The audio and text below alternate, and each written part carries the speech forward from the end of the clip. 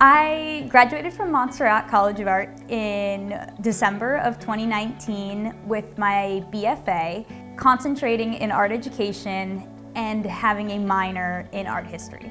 I graduated with a high school class that was of about 54 kids. So the fear was, would I be able to handle such a big life adjustment while also taking on a really big transition into college?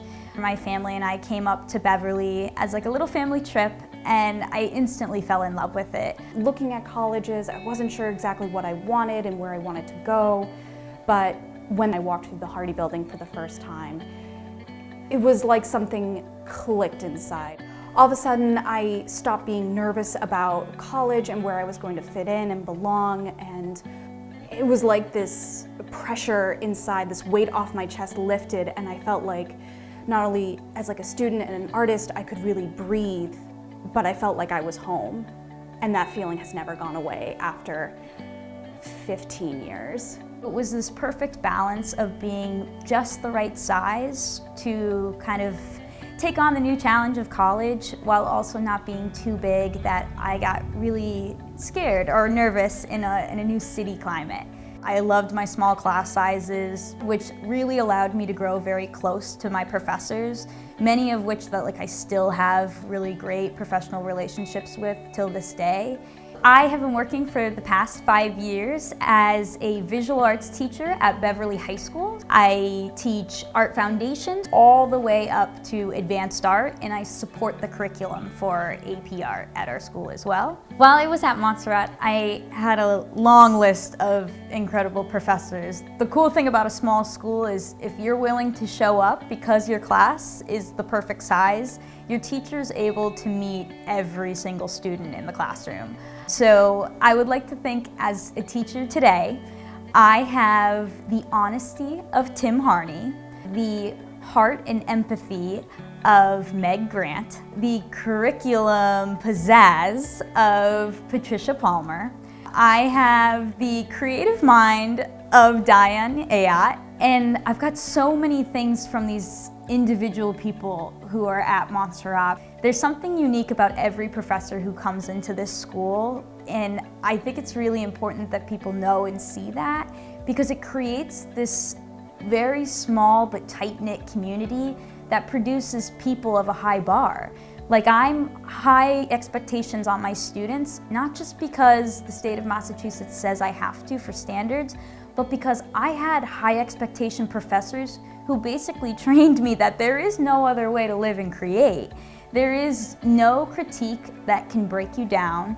There is no truth that can be told to you that can shatter your soul. As an artist, you're brave and you can handle it, and that's exactly how every professor treated me. And because I had that, multiple years practice, I like to think that I bring it in. And anytime students go, "Wow, Missy, you're the only teacher who speaks like that," I go, "No, I'm not." I'm like, I come from a land where there's a lot of professors who will speak like that. And they're like, "You're the first one to be truthful." And I'm like, well, because lying in art is like lying in life. There's no place for it, especially here at Montserrat. I would not have been able to come to Montserrat without financial aid.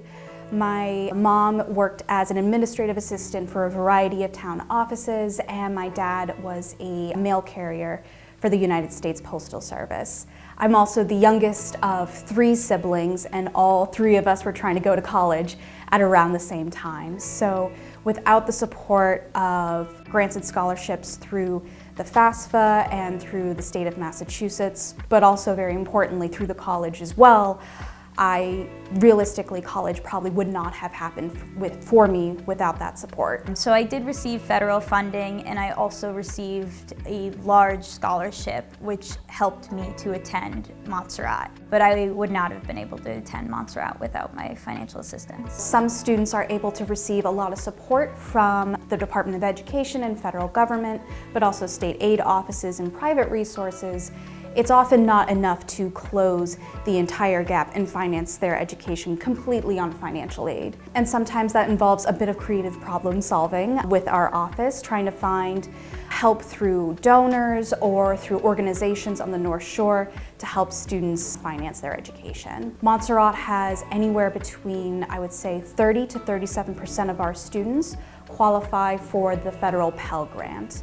And for some of those persons, those are grants that total $7,395 per school year. The Pell Grant amount has also stagnated in the last 3 school years as well, and we financial aid administrators are not quite sure what to expect down the road. With the Department of Education's future a bit uncertain, it becomes so important for people and organizations that you may be part of to help raise funds for students so that they continue their education. These students are our future. They're the people who are going to become members of our community and hopefully make this world a little bit of a better place.